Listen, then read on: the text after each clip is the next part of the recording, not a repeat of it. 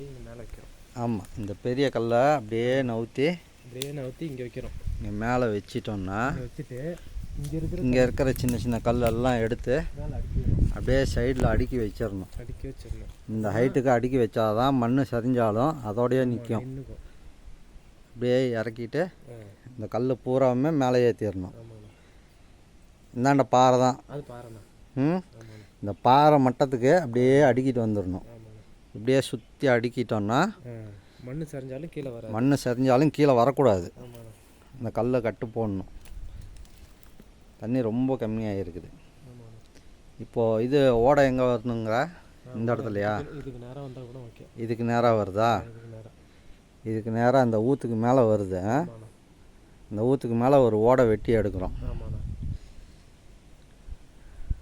10 அடி வருமா? வரணும்.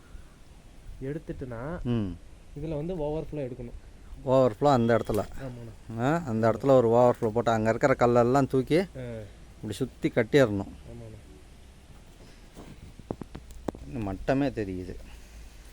மோட்டரை பக்கம் உட்காந்துக்குது. சரி, ஓகே.